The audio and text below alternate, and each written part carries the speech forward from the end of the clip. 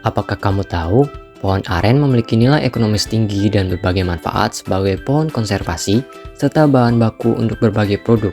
Pengembangan keberlanjutan produk gula aren harus mempertimbangkan peningkatan permintaan dan potensi keuntungan dengan fokus pada integrasi keberlanjutan dan keamanan pangan dalam seluruh proses pengolahan, mulai dari pemanenan hingga pengemasan, untuk mencegah potensi pencemaran lingkungan.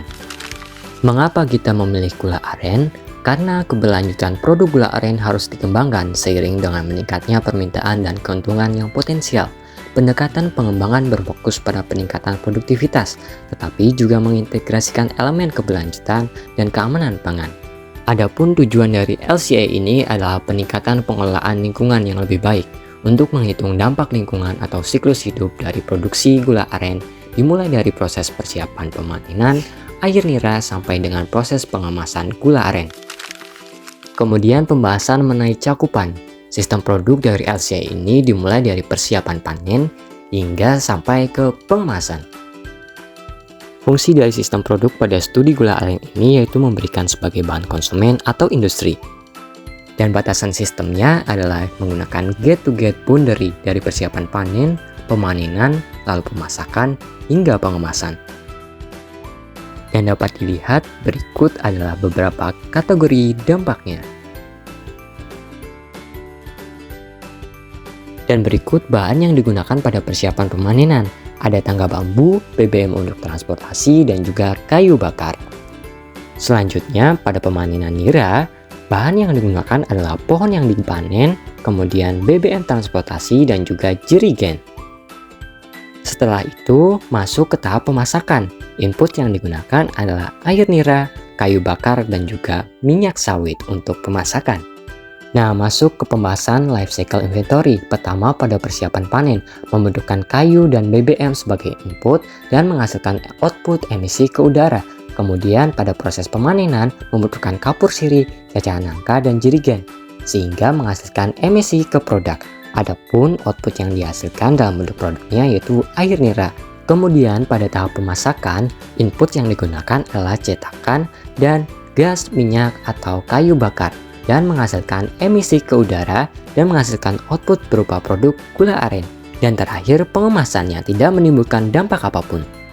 Nah, sekarang kita memasuki analisis dampak lingkungan pada setiap tahap. Yang pertama adalah persiapan panen. Berdasarkan kategori dampak global warming potensial pada proses persiapan panen, menghasilkan emisi CO2 sebesar 0,667 kg CO2 ekivalen dan acidification sebesar 0,049 meter persegi, kemudian eutrofikasi terestrial sebanyak 0,102 meter persegi, IPN dan IPP sebanyak 0,000382 kg N dan kg P, dan dapat dilihat pada persiapan panen menghasilkan banyak dampak dari human ecotoxicity.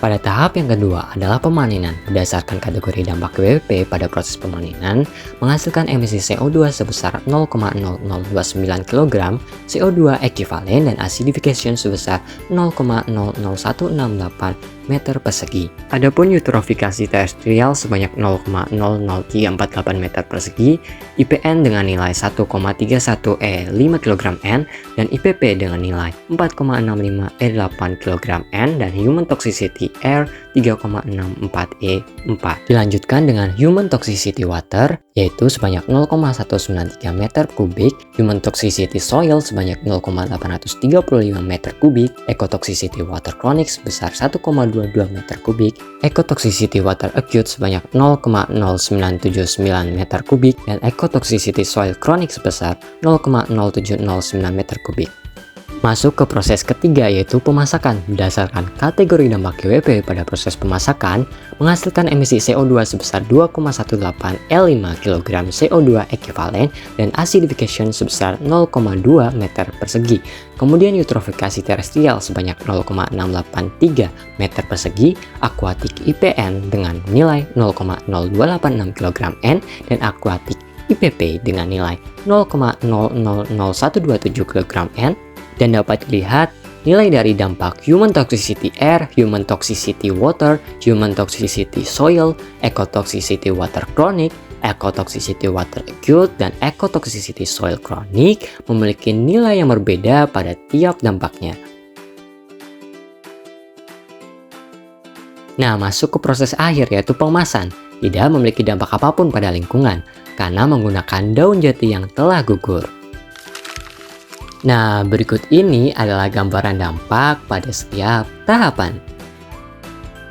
Nah, berdasarkan grafik menunjukkan bahwa adanya dua proses dalam pengolahan air nira untuk menjadi gula aren, di mana menyumbang dampak terbesar terhadap lingkungan maupun manusia. Adapun prosesnya ialah proses pemasakan dan proses persiapan panen, di mana pada proses pemasakan menghasilkan emisi CO2 sebesar 2,18 L5 kg CO2 ekivalen dan acidification sebesar 0,2 meter persegi, di mana senyawa kimia yang paling berpengaruh pada asidifikasi ini yaitu NOx serta SO2. Sementara pada proses persiapan panen menghasilkan emisi CO2 sebesar 0,667 kg CO2 ekivalen dan acidification sebesar 0,049 meter persegi. Metode analisis yang digunakan adalah dengan metode pendekatan analisis kontribusi yang dilanjutkan dengan analisis perbaikan. Terdapat dua kontributor utama yang memberikan permasalahan yang besar, yaitu pada proses pemanenan dan pemasakan. Nah, masuk ke rekomendasi perbaikan. Yang pertama adalah memfokuskan pada pemahaman tentang sorpsi air oleh gula. Dengan memahami bagaimana gula menyerap air, pabrik dapat mengoptimalkan proses produksi dan mengurangi pembentukan bongkahan gula. Yang kedua adalah untuk mengatasi masalah bongkahan gula, dilakukan penghancuran gula dengan menggunakan gilingan martil. Konstruksi gilingan ini dirancang untuk mengurangi sisa produk hingga hanya 1,28%. Yang ketiga adalah kebutuhan akan kayu bakar perlu diperkecil. Caranya adalah dengan melakukan redesign tungku pemasak. Penambahan minyak kelapa sawit dapat disubstitusikan dengan lilin dari sarang lebah juga. Nah, yang terakhir adalah penggantian BBM. Untuk itu, pengalihan sumber BBM dengan nilai oktan yang lebih baik mutlak dilakukan seperti Pertamax dengan nilai oktan 92. Dapat disimpulkan, life cycle assessment pada pembuatan gula aren dari pohon nira memiliki dampak buruk pada lingkungan dan manusia. Salah satu contoh dampak tertinggi adalah global warming potensial, dan tahapan yang memiliki dampak yang paling signifikan adalah tahapan pemanenan dan pemasakan. Oleh karena itu, dapat dilakukan dengan rekomendasi perbaikan, dengan redesign tungku pemasak, serta mengganti minyak sawit dengan lilin dari sarang lebah, dan mengganti bensin dengan Pertamax dengan nilai oktan 92. Itu saja yang dapat kami sampaikan. Terima kasih sudah menonton dan sampai jumpa lagi.